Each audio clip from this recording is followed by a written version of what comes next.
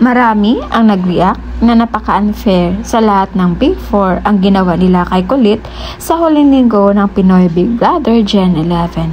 Dahil ito lang daw umano ang trigger para maging masama sa paningin ng mga tao.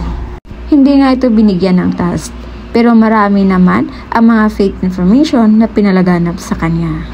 Una sa pinakalat na fake information ni Madam AI ay yung maalat ang kamote at may nagbigay ng 4/10 na rate sa kanyang niloto. At ang sumunod, yung mga edited na voice record about sa offer na 1 million. At lahat daw yun na fake information ay talagang magpapatrigger kay Kulit na magsalita ng hindi maganda at yun yung rason para i-bash siya ng todo sa mga tao. Kaya ito yung mga point of view naman netizens kung bakit si Kulit yung pinagtripan ng mga fake information. Una, alam na kasi ng lahat ang ugali ni Kai, Rain at Fiang na alam nilang hindi ito magre-react. Samantalang si Kulit daw kasi ay short-tempered. Wala daw kasi mapala si Madam AI sa tatlo. Dahil ang tatlo ay parang didmas sa mga bashers.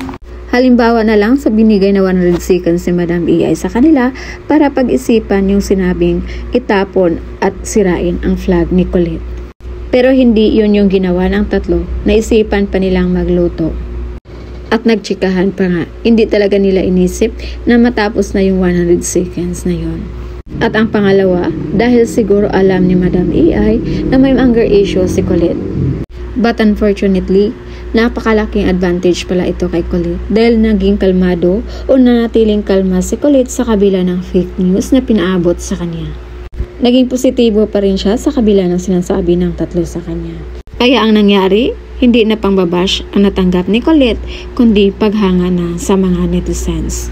Marami din sa mga netizens ang saludo sa tatlo dahil pinanindigan talaga nila ang kanilang friendship at ang kanilang pinagsamahan. So yun muna yung pa-update natin guys. And again, this is Venus TV. Thank you for watching. Am I really that much?